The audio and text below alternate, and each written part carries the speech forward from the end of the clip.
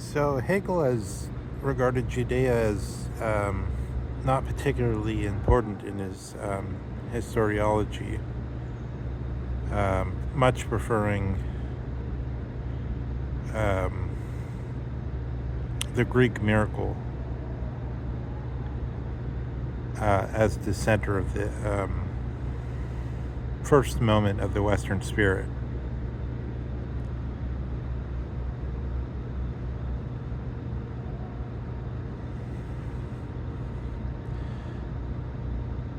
Possibly, one could then read all Strauss's output as a corrective to Hegel. It's not obvious how one would refute that. I mean, except to say that the characteristic Straussian division of Jerusalem from Athens, though it appears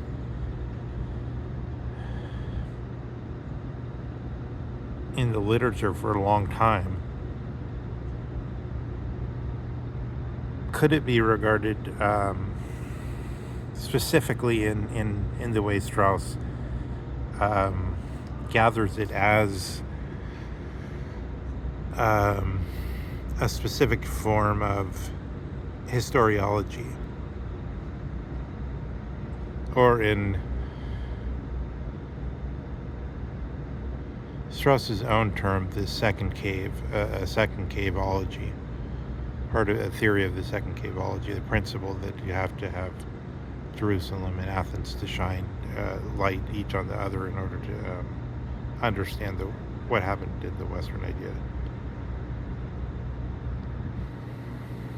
or the Western destiny, ourselves. So Trump has just said, due to the Western destiny, this is a heroic act.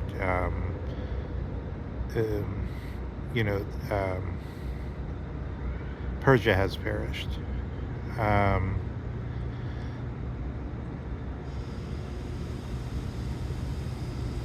2,500 years of kings, short period of so-called defensive modernization, Fukuyama calls it. Now Persia has been put down by the first war of acceleration.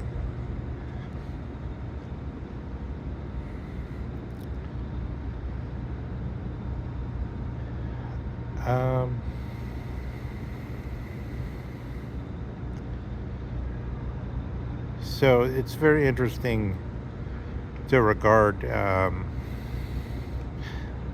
these problems as though as though we were giving a theory of it from way overhead, like Hegel does of the so-called empirical course of events of universal world history, which aren't of course just simply empirical, but involve the alphabet. Or in other words, Hegel's characteristic solution to the methexis problem that's plagued the tradition since the very Athenian miracle, which actually constitutes the methexis problem. Because now there's a fluctuation between night and day, between the different phases of the moon, between the ideas and the illusory world of chance. According to Hegel, chance turns out not to be chance, but rather to be history. Hegel supports his theories by saying, as it so turned out, what the ancients thought was chance is actually the realm of history. And history is a rational procession. So these are sort of brute ideas, massive ideas, chance, um, another very massive fact, as it were, history. At this, yeah, so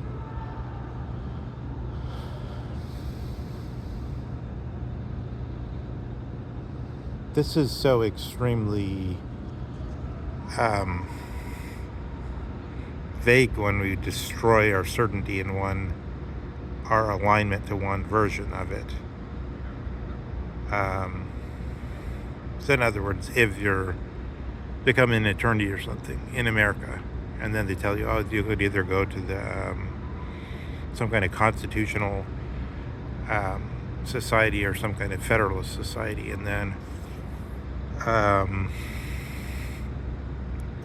this splits the different type of apparatchiks. Some go one way, some go the other way. Some throw in their lot for life with the Republican Party, some with the Democratic Party. Just as the one you saw in the time of, the Gladwell and Lord Curzon and so on. A split in the British world.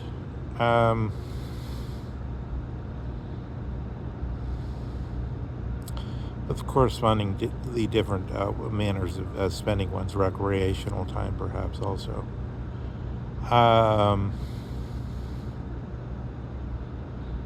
Just as today, I think certain forms of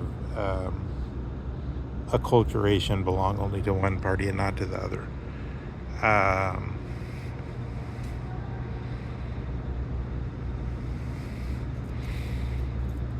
I don't want to hazard an example. I'm not sure if the ones I have are clear enough. But they could be easily. You could ask Grok, and maybe I'll do that too. So because I want the clearest possible example, even if it's dumb. At least it shows what the issue is about. So I mean, Persia defeated a long time ago Egypt, and they had a good run, but now the cybernetic essence is upon us. So I think this is pretty impressive. Cybernetic essence is upon the land of the great Cyrus and his grandson Xerxes. It's very outstanding powers.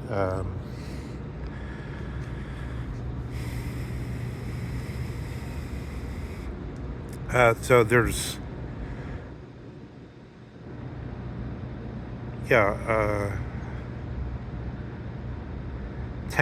technological essence as a Gestell is sort of become very pronounced, I believe. So I mean, my theory here is, one, if it weren't Trump, the whole American nation was teetering anyway, unlike what Bolton thinks. So the forces of normalcy will reset. Don't worry about this anomaly. But I think rather it's, as Hayek said, Hayek expected 70 years after World War II, the same forces would reach America, because they were really their forces working on the Dasein. Basically, there's too many forms, too many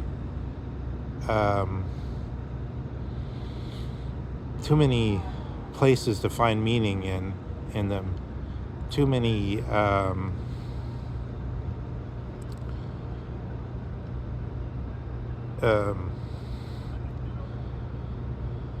directions are possible.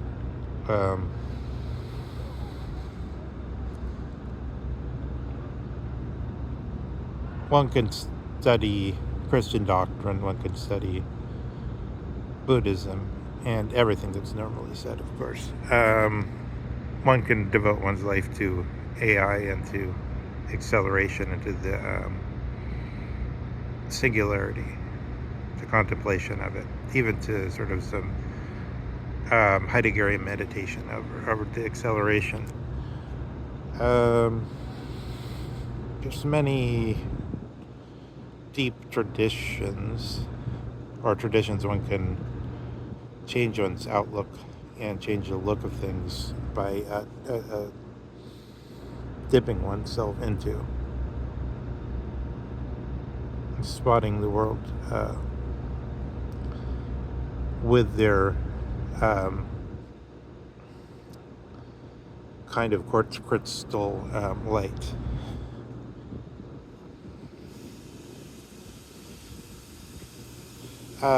So this to say, as I will put in the title, one should perhaps step back and attempt a radically different approach to the analysis of the situation, rather than the he said, she said version, which is the sort of the what I was on the Lucy Hayes interview. As I was saying, there's this Spaltung Ereignis, and it consists partly of that the two different views about Ukraine are true, two different views about the war with Iran are true. Depends on the Ereignis. And what this means is not totally clear, but we can consult Heidegger about it. I mean, or we could consult my account of it, since Heidegger's not here. I suppose one has to say it that way. Heidegger's not here, so somebody propounding Heidegger, claiming to have taken the same tact as Heidegger, can propound it. But right now, we're not going to go into that whole thing. I just wanted to say, here's a different form of analysis, the Heideggerian analysis, apart from the question of whether, from any other perspective, juridical perspective, did they somehow break the international law, or about concerning sovereign nations or something, or any other perspective, Catholic laws of about what counts as a just war, for instance. But instead, the analysis, we might look at it from the perspective of the accelerated essence is its centripetal gathering of something where it could render reason, something where it could bring everything into a crystal ball that we could look at it and then say, these are the forces that are the Sorga, these are the actual concerns of the beings involved.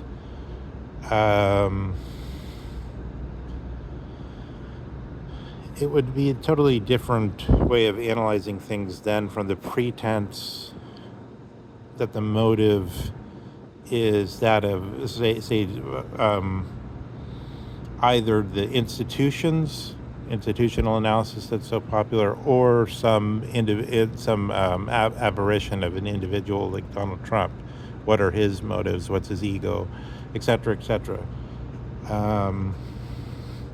Instead, we would think of the motive as the development and quickening of the Gestell of which has as part of its manifestation the GPS and AI and so on, but as another part, the sort of something to do with the movement within our Dasein between the confused state of religion has broken down, religion has become a general category, religion is now to be divided between piety and intellectualism, and analyzed accordingly.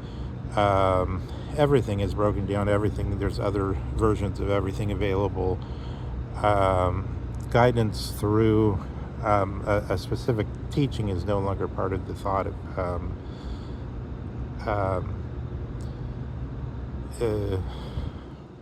being since the 19th century or so. Europeans since the 19th century, and Americans sometimes later, I suppose. And this attitude of confusion can then be contrasted with the attitude of a sort of active or phatic accelerationism, the phatic notion of, I think what people really want is the Maslow pyramid or something like that. That makes sense to me. I think what people really want is some kind of sort of salmon sheep version of a bit of economic security and comfort, as Salon said, Paul Salon said. The sort of dilemma of the wager of comfort, or as it were, comfortable self-preservation, to use Strauss's version. All of that on the goes on the side actually of the accelerated essence, because then that's also related to the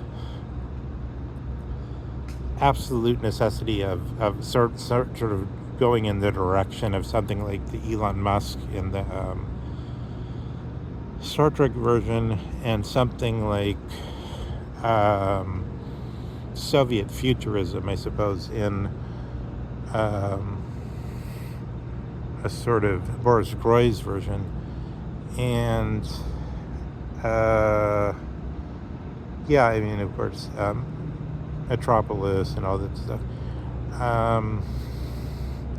Something of the attempt to unlock the cosmic energy in the material does seem to go along with the cybernetic essence, but at the same time, technological essence, cybernetic essence.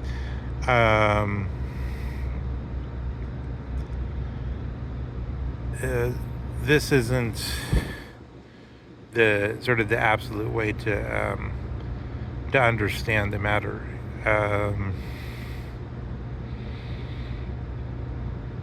But it should be observed in a broad way to involve human beings. But then one could say, sort of like, just like with everything else, they could be doing it just phatically rehearsing it in daily life in their local community,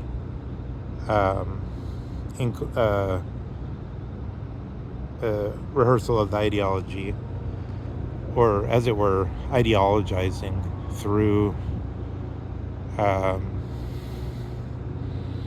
the meaningless daily exchanges of speech. So-called phatic speech. That's a kind of bringing of a theoretical way of doing things into the self indoctrination, or not self-indoctrination, but sort of local community indoctrination, which becomes, though, because local communities don't exactly exist, it becomes more and more in sync with this sort of echoic repetition of formulas of speech, of dictionary definitions, and so on. So we could analyze where the accelerationism is happening in the same way we could analyze Dawson on any issue.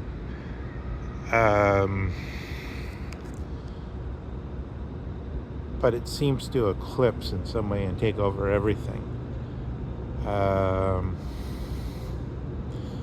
And I think the sort of, as evidence, can't really be distinguished from it. Proof, there's at least a proof, as though more proofs are wanted, is